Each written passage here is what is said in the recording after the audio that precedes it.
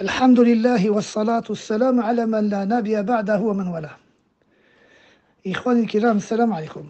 Au sujet de Zakat al-Fitr, il y a plusieurs sagesses du fait qu'Allah tabaraka wa ta'ala et son messager l'ont légiféré en nourriture. Naam, Rasulullah sallallahu alayhi wa sallam lui aussi légifère. La shak wa la raib. Et parmi ces sagesses, malgré qu'il y en a plusieurs, moi celle dont je veux parler, c'est celle qui met certains frères dans les ambiguïtés. Le fait de la sortir avec de la nourriture. N'as-tu pas remarqué que zakat al-mal, la zakat de l'argent, ce ne sont que ceux qui ont les moyens qui sortent zakat al-mal. Ceux qui n'ont pas atteint l'impôt, le niveau d'impôt légal, ne payent pas zakat al-mal, l'impôt sur l'argent, la zakat sur les biens qu'on possède. Ceux qui ont atteint nisab doivent payer zakat. Ceux qui n'ont pas atteint nisab ne le payent pas. Il y a dedans des sagesses immenses. Alors que zakat al-fitr, la zakat que l'on paye à la fin du mois de Ramadan, tout le monde le paye, le pauvre comme le riche. Il est même préférable de payer la zakat, de la sortir, même pour l'enfant qui est dans le fœtus. Allahu Akbar. Alors médite mon frère, barakallahu fik. Ceux qui veulent sortir la zakat en argent. En argent, c'est-à-dire en pièces de monnaie en argent. En euros, en dinars. Certains se basent sur la fatwa d'Abu Hanifa et de Sufyan al-Thawri et d'autres. Mais le messager d'Allah sallallahu alayhi wa sallam répétait des centaines de fois que la meilleure des guidées est la guidée de Muhammad sallallahu alayhi wa sallam. Khayr al-hadi, hadi Muhammad sallallahu alayhi wa sallam. Alors lorsqu'il y a le messager d'Allah sallallahu alayhi wa sallam qui a dit, qui a tranché, il ne nous est pas permis de dire il y a divergence avec le prophète sallallahu alayhi wa sallam et d'Abu Hanifa. Il y a divergence avec le prophète sallallahu alayhi wa sallam et d'avec Sheikh Fulan. Certains te diront non, mais il explique le hadith. Abu Hanifa, lui, met en application le hadith. Alors écoutez bien cette règle que je vais vous donner, qui fait partie des règles des gens de la sunna, depuis les compagnons jusqu'à aujourd'hui. Regardez par exemple, qu'est-ce que quelqu'un qui explique un hadith. Abdullah ibn Omar et Abu Huraira, c'est eux qui ont rapporté le hadith qui rend la barbe obligatoire, libérer la barbe. C'est eux qui le rapportent, ce hadith. Un par Abdullah ibn Omar, un par Abu Huraira. Je vais doucement pour que tout le monde comprenne. Et pourtant, c'est eux qui attrapaient la barbe avec le poing, et ils coupaient tout ce qui dépasse. Donc là, ils ont mis en application le hadith, libérer la barbe. N'as-tu pas vu chez Ibn Baz comment elle est sa barbe? Elle ne dépasse pas le point. Chez le Fawzan, chez le Uthaymin, chez Muqbil, celui qui a une barbe qui laisse tout dépasser, qui est choquant ou qui est trop longue, c'est une bid'a, comme a dit Cheikh Al-Bani rahmatullah alayh. Alors, ils prennent les actes de Abdullah ibn Omar et de Abu Huraira comme l'explication du hadith. Mais maintenant, un autre hadith. Le nombre de takbir, le fait de dire Allahu Akbar dans la salat al-Eid.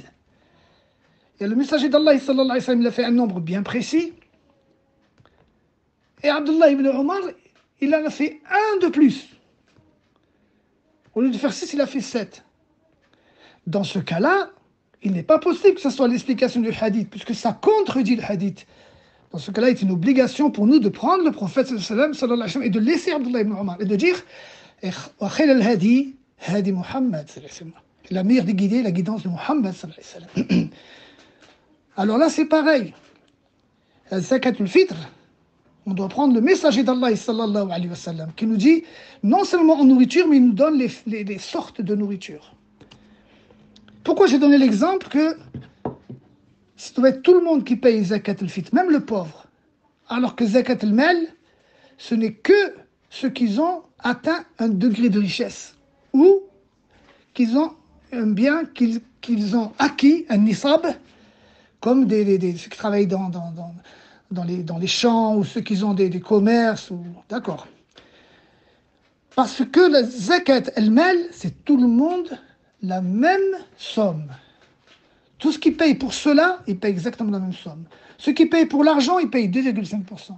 Ceux qui payent pour le blé, ils payent tant. Ceux qui payent pour les animaux, ils payent tant. Tous pareil. Alors que zakat al-fitr, non. On doit payer 2 kilos, 2 kilos et demi de nourriture, chacun selon ses moyens. Celui qui est riche et qui veut beaucoup plus se rapprocher d'Allah, il se peut qu'il va prendre de la nourriture qui coûte 3-4 euros ou 3-4 dinars le kilo. L'autre, il va prendre moins cher. Et tu vois, il y en a d'autres qui n'ont pas les moyens du tout, c'est des gens pauvres. Ils vont prendre comme nourriture qu'ils ont chez eux, par exemple, qui vaut 50 centimes le kilo. Ou moins que ça encore. 1 dinar, les 3 kilos. Chacun selon sa capacité, chacun selon ses moyens. Alors que si on prend zakat al-fitr, on le met en argent, ça va être tout le monde pareil, comme zakat al-mal. Regardez comment on s'oppose à certaines sagesses. Hikmat balira, sagesse de haut degré, de haut niveau. Alors voilà, barakallahu fikoum, il faut rester sur la voie du messager d'Allah. Il y a d'autres preuves qu'il faut rester sur la voie du messager d'Allah. J'ai voulu mettre celle-là en évidence pour enlever les ambiguïtés. Naam.